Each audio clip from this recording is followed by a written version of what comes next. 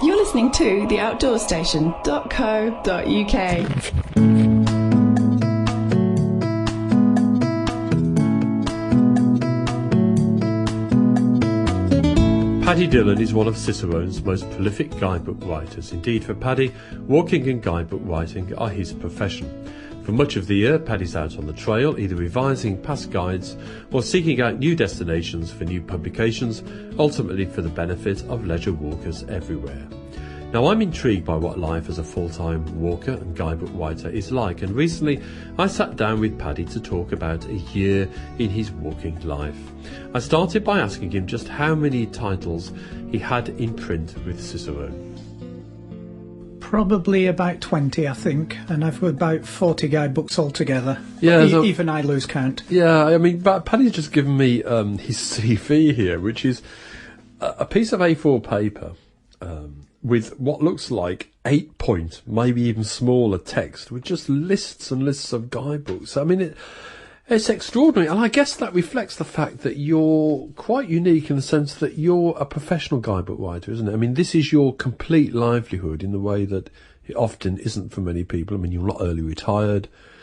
This you do for a living, and yet to do that seems to be a remarkable way of life. But you're also incredibly organised about it. So, you know, how on earth does a year in the life of Paddy Dillon pan out?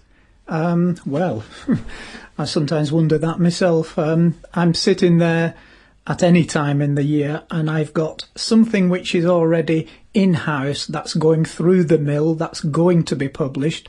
I'm probably waiting for a guidebook that's on its way back from the printers, and I'm probably already working on the next guidebook ready for delivery, and I'll have the next couple of contracts ready to start work, get out there, do the walking and do the writing. So it's not so much I'm a guidebook writer, it's more like I'm a juggler. Yeah, and of course, the production cycle of a book is interesting, isn't it? Because from the time you get commissioned to the time you write, to the time it's published, to the time the royalties flow in, is presumably quite a significant amount of time. Yeah, but if I do things as quickly as I can, don't leave any gaps, don't have any unproductive time, I can squeeze that time between setting foot on the first walk and actually being paid to the absolute minimum. But it's still going to be about 2 years between one and the other. 2 years between starting the first walk and maybe getting the first royalty payment. Now, most people who work 9 till 5, Monday to Friday, they want their pay packet on a Friday and they want to be off down the pub with the mates. It doesn't work like that if you're doing guidebook writing. No way. So it's a lifestyle. It has to be. There's no other way. And a significant life choice, I guess.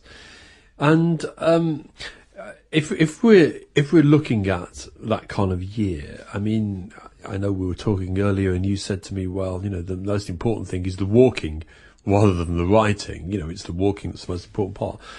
And out of 52 weeks of the year, how many weeks actually are you out there actually walking in your boots? It's probably just less than 6 months. You know, it'll be between 5 and 6 months. I'll be out for a day walk, I'll be out for a whole month, I'll be out for 2 months or more at a stretch.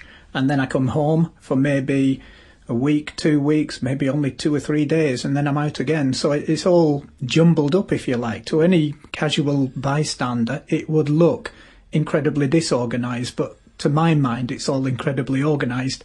I know what I'm doing, I know what I have to do, I know what needs doing, and I have a schedule for getting it done. Presumably there has to be quite a lot of flexibility and an ability to improvise, because I guess the weather and all kinds of changes can have a big impact on what it is you're planning to do. That's right. If I go out to do something like a long distance walk, then my plan will be to start, walk and finish. And in that time, if it's a week or 2 weeks of solid walking, I have to write all my notes, edit all my notes, collect all the information I need, plus take wonderful, scenic, incredibly inspiring pictures for the reader.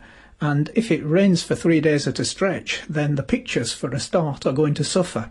And I need to be thinking, right at that point, what am I going to do about the pictures? And it may be that when I finish the route, it's wonderful sunny weather, and the first thing on my mind will be not to go home but to get back to those 3 days and at least try and get some sort of picture coverage for them.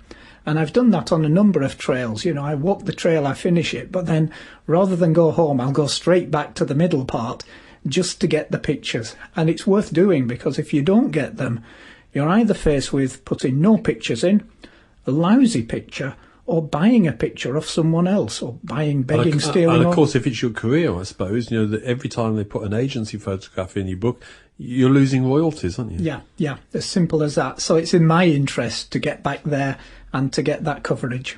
Okay. Now, let's look at the whole year. I mean, you've got a kind of plan or approach to the year, haven't you? I mean, it's different walking in the winter to walking in the summer. So where would we find you, you know, kind of at the beginning of the year when it's still cold and damp and horrible? Cold and damp and horrible, there's very little you can do in Britain. You can certainly walk the walk, but you can't get the pictures.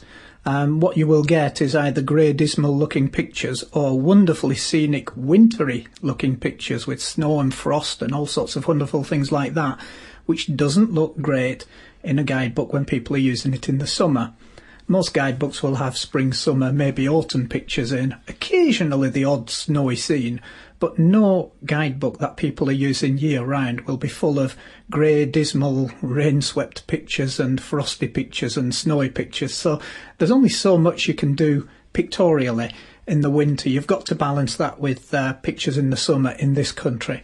So what I would tend to do in the winter is try and find some sunny overseas destination that I'm going to be working on producing a guidebook, and this year particularly 2008 I'm going to be looking at Madeira and Mallorca, while it's still the winter here, but while it's actually quite pleasant for walking and incredibly colourful with wildflowers in those places. And then gradually, as the weather cheers up in this country, I'll get out and I'll be looking at the Reivers Way in Northumberland, I'll be looking at the North Pennines where I really need good weather because it is so bleak and remote, and so on. And then eventually I'll get back into the winter and I'll probably be overseas again. Yeah, it's a kind of nice rhythm to it, I guess, as well. And to make the most optimum use of that time, I mean, you're extraordinarily thorough and well organised about the actual production of the guidebooks themselves. I mean, you're actually writing them as you walk, aren't you? That's right. I find it's the only way.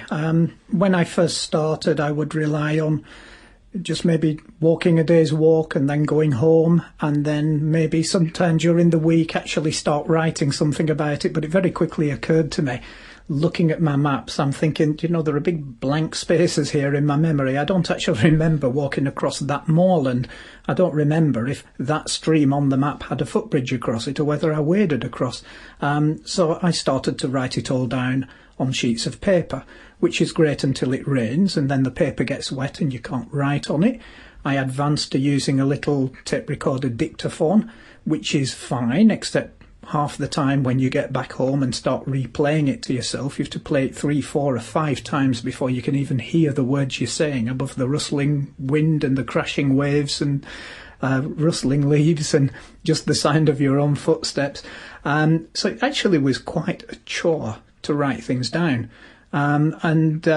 Eventually I found the ultimate solution, which is this tiny little pocket computer, an obsolete model known as a Scion, which actually has a workable keyboard and a readable screen, which you can use literally anywhere, anytime, in any weather.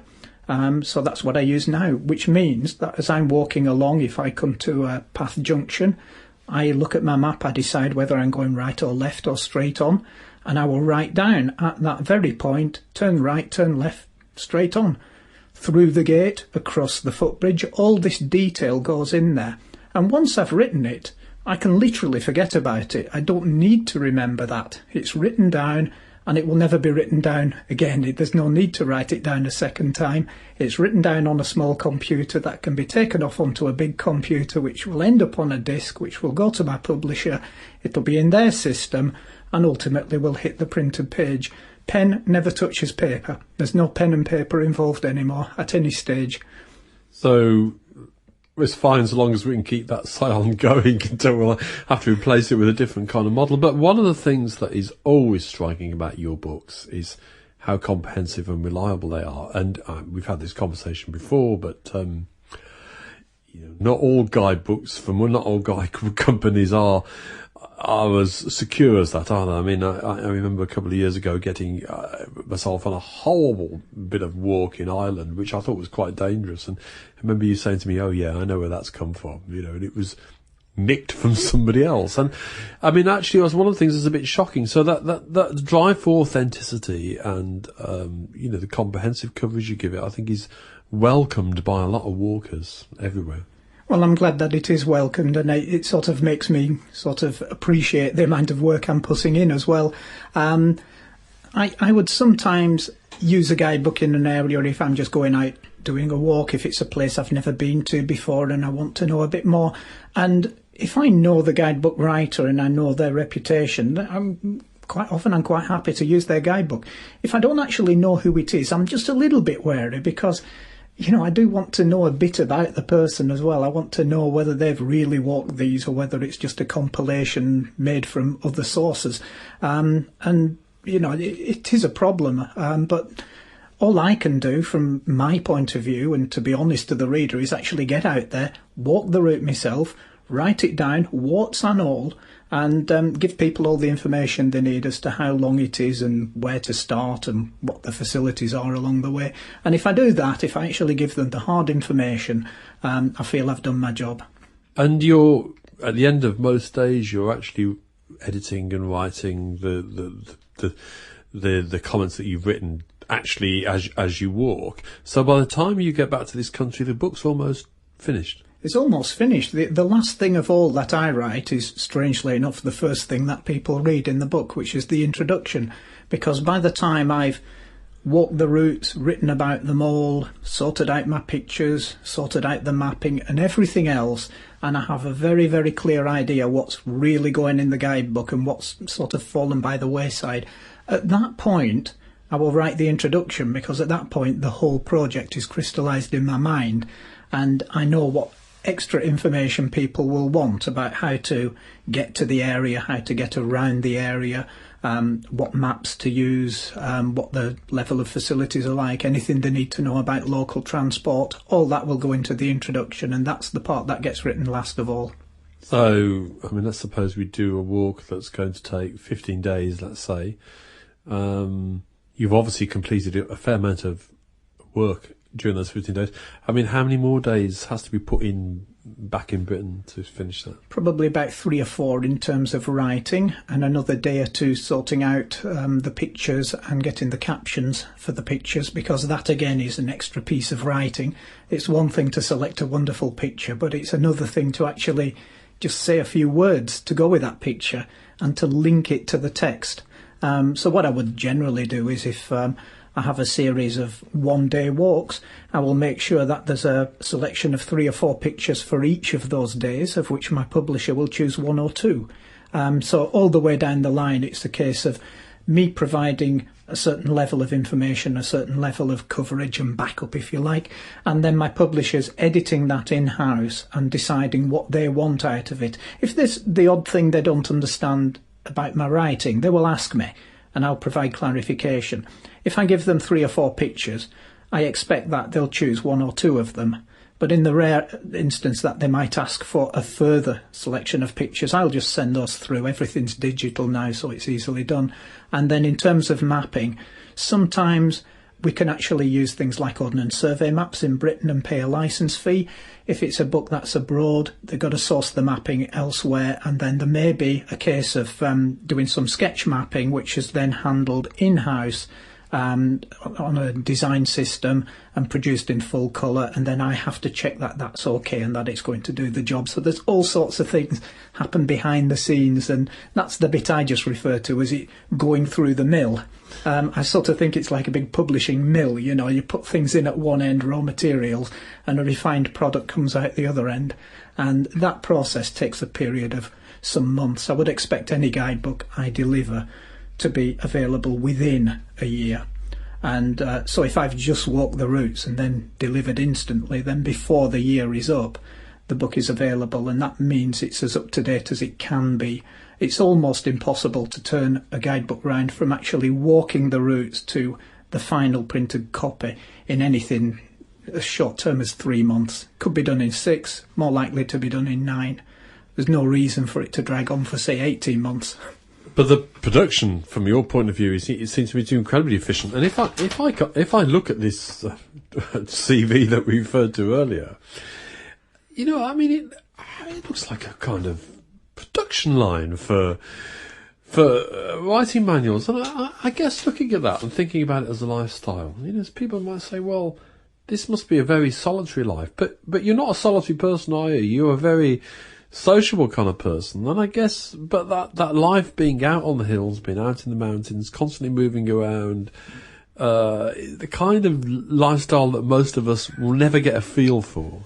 When I'm out and about actually working on a guidebook, it suits me to be completely on my own, because I can be fully aware of what's happening around me, on the lookout for all the details I need to be writing down, on the lookout for picture opportunities. If I'm actually walking with someone else, and I do sometimes walk with other people, I'm very aware of the fact that things are passing me by. You know, I'm not taking as much notice of things that are passing me. So if I go for just a simple day's walk in the Lake District with a couple of pals, we chat about this, that and the other, we set the world to rights, and before we know it, we're finished and we're back at home. And I'm thinking, you know, I'm trying to sort of remind myself, what exactly did we see today? And again, it comes down to the nitty-gritty. Did we wade across that stream, or was there a footbridge? Now, if I was writing about that route, I'd want more information. But if I'm on my own, I certainly spot everything and write it down. If I'm with someone else, I'm just aware of the fact that some things are just going right over my head and I'm just not noticing them. And certainly with pictures, and I've noticed this before, if I go and research an area that I'm, say, going to take a group walking in, I'll take lots and lots of pictures while I'm checking the routes. But when I'm there with a group, you devote so much time to handling that group and making sure that they're enjoying themselves that you take 3 or 4 pictures in a day instead of 100. So it does beg the question, though, when you're walking. I mean, are you walking to write, or are you writing to walk, if you know what I mean? And I guess even when you're researching a new walk and having to spend the attention on it, I guess the joy of it is still the actual experience of walking. That's right. I mean, I just aim to get 100% enjoyment out of any day's walk. Now, okay, that's difficult when you're up to your knees in mud and it's pouring with rain and there's a job to be done. But by the same token, there's always something of interest, no matter how bad the weather or how difficult the terrain. And I just aim to get the best I can out of any given situation. So when I'm out there working on a guidebook, my primary thing is just to enjoy what I'm doing. If I don't enjoy the walk, it's quite likely I wouldn't walk it at all. I'd just turn tail and go home. If it was that bad, I would just go home. And it's a long, long time since I've actually had such a bad experience with walking, difficulty and the weather, that I've actually turned tail and gone home. And I don't think I've ever done it while working on a guidebook. I just pace myself and I just sort of, you know, get on with the job, but at the same time get on with enjoying just being there. And to me, the main part is being there, enjoying it, you know, experiencing it to the full. And then because of the way I'm working, it's not as if, you know, I've sort of got my nose to the grindstone with writing. All I'm doing is stopping every so often and just jotting a few words down. And then in the evening, whereas most people might be quite happy to pop down to the pub and have a chat with the local folk, I don't really like pubs, you know, it's not really my scene. So I'm just as happy to go through those notes, make sure they're all top and tailed properly, and then look at the map, measure it carefully. If I've got to give the ascent and descent, tot up all the contours. It's all things that, if I do them while I'm on the spot, it saves me doing them when I'm back at home, and it just fills in a few minutes here and there. And before I know it, you know, there's a guidebook of 50, 60 or even 100,000 words there. Whereas if I was starting from scratch, I'd probably break down in tears at the thought of writing that. Now, I guess the more titles you add to your CV, actually the greater challenge you create yourself, because not only have you got to complete the new titles, you've got to keep the old titles revised and up to date and in print. So as you're kind of bibliography increases almost exponentially. I mean, presumably it gets more and more difficult to fit in the new ones or the new routes or the new challenges. Yeah, like I said earlier, I think I'm more of a juggler than a writer. It's a case of making the best use of the time available. So if I'm looking at, say, 2 or 3 new projects which have been suggested to me, long distance walk, an area to visit, a guidebook to completely revise that somebody else wrote, then they're my new projects. But then if I'm also aware of the fact that I've 2 guidebooks that are coming up for a reprint and I've been asked to put any update material forward, then I'm thinking, and I also need to go and check those areas out. And to my mind, you can't ask anyone else to do it for you. You can't go to someone and say, hey, you've used my guidebook. Is there anything needs changing? You've actually got to go out there and do it yourself. And if that means re-walking a guidebook with 50 one-day walks in it, then that's 50 days of walking. They've all got to be checked. They've all got to be taken care of. Any changes noted. But to a certain extent, it's fairly easy because I can just take my original text, load it onto my Scion, and then read the route directions as I walk. And if anything doesn't ring true, if a signpost has been beheaded or a new signpost has been planted, if a footbridge has fallen away or been rebuilt or whatever, I'll just make a note of that, just change the text and then resubmit that text, and that's the text taken care of. It's much easier than writing completely afresh. And that can be done in quite a lot of instances. If I'm working on somebody else's guidebook that needs updating, it's either a case of starting from scratch or using their text and amending it. So all different ways of looking at it. But I'm just as happy to go to an area I've never been before and start literally from scratch, or to go to an area that I already know very well and just check that everything's okay again. I'm as happy with, the variety that comes of seeing something new, along with the variety you get from seeing something for a second time. Now, we know there are lots of people who fancy the idea of producing a guidebook or having a crack at it at some point. I mean, who knows? Perhaps there are people who aspire to be the next Paddy Dillon. I don't know. But I mean, for anybody thinking about embarking upon the task of writing a guidebook, I mean, are there any particular words of advice or guidance that you give them? Yeah, go out, do the walks, and write about them as honestly as you can. Don't try and bluff it at any stage. Don't assume that this is a good way to the top if you haven't actually walked to the top that way. Only write about what you've actually experienced. Don't write about anything you get on hearsay. If somebody tells you, oh, there's a great route up the back of that hill, don't just write that down. Go out there, go around the back of the hill, check it out, write it up in your own words, and be as honest as you can about it. I mean, I'm sort of notorious, if you like. If the route goes past a sewage works, it says sewage works in the print. There's no point brushing over that. I mean, for one, it's a landmark feature. It's also quite palpable to your nose as you're passing. If there's an oil refinery there's an oil refinery. Don't brush over it. Don't try and kid people it's a nature reserve. Just be as honest as possible, and then as far as possible tell people what they really need to know, and then give them a few little hints and tips as to how they might pick up further information. So if they're in a wonderfully historic area, give them a couple of paragraphs about what's historically interesting, but then tell them that the museum is worth visiting and give the telephone number and the website of the museum. If they want to follow up on that, they'll do it. If they couldn't care a tuppenny button about history, they'll ignore that bit and they'll move on to the next bit of the route description. So I just give people the options, if you like. It's up to them what they do with the information, but I just play it straight, give them what I feel they need, and then it's up to them what they do with that information.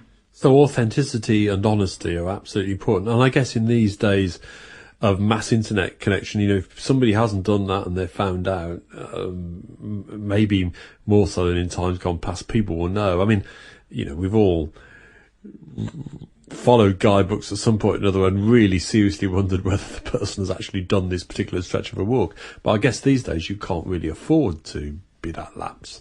I just don't know what would possess anyone to write about something, in a guidebook that they haven't actually been out and checked for themselves. Fair enough if there's a castle up on the hill, you don't maybe need to visit the castle, just say it's there. But if you are going to say anything about it, you should at least go up there, have a look round and then write it down, rather than just, rip it out of some other guidebook. And I just feel it's sloppy if people go around just copying stuff willy-nilly from whatever source they can get their hands on. But that seems to be the great thing these days, passing exams at university by ripping stuff off the internet. Fair enough, if it passes you an exam, fair enough, but you haven't earned that. And I'd say with guidebook writing, if you haven't walked it yourself, if you haven't visited the place yourself, you've no right to be telling anyone else about it. Yeah. Now, I mean, one of the things I've got to ask, I think, is despite all the areas you've walked in and the multitude of guidebooks that are listed here in the CV that you've written, I mean, are there still areas that you need to explore, that you want to explore? Yeah, literally the rest of the world. But I'm sort of looking at it very pragmatically here. There's no way I'm going to get to visit all the areas I want to visit. I was just remarking earlier that I went to Stamford's bookshop and I did a little talk there about one of my guidebooks, and I was asked this very question, and it was remarkable because going around Stamford you have travel books for pretty well the whole world, maps for the whole world, and I was wandering around thinking, this is terrible, absolutely terrible, because 100 lifetimes would not be enough for me to do what I want to do. So basically I just make the most of what I can do, and if there are some things which in my twilight years I just haven't got round to, then so be it. I won't fret about them. It's just I know that I can't go everywhere, so I won't go everywhere. I'll just go to the places that I'm asked to go to. I'll go to the places I really want to go to, and the rest of the places, well, if there's another shot at this, I'd take it, But like I say, 100 lifetimes wouldn't be enough for me to do what I would really like to do.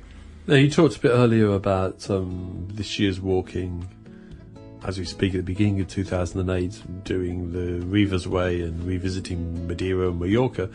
But, I mean, are there areas over the next couple of years that you want to explore anew? There are various things which have been suggested to me, and basically I'm just waiting to hear what happens next. There are projects in this country as well as abroad. One thing that was suggested was taking a second look at the Canary Islands, and there's been a huge amount of work done on some of those islands in respect of the way the trail network is now signposted and waymarked, and long distance walks are being created. Everything is so much easier to cope with than it used to be, and that process is going to roll through the larger islands in the next few years, and I'd like to be in there looking at all that, so I'd love to go back there and sort of walk things afresh, and check out new routes, and certainly get a lot of these long distance trails down, because nobody else is covering them at the moment. Well, Paddy, many of us who are just mere walkers who rely on these guidebooks have great and regular cause to be grateful for your thoroughness and attention to detail, and I wish you many, many years of new walks and new discoveries yet. Thank you.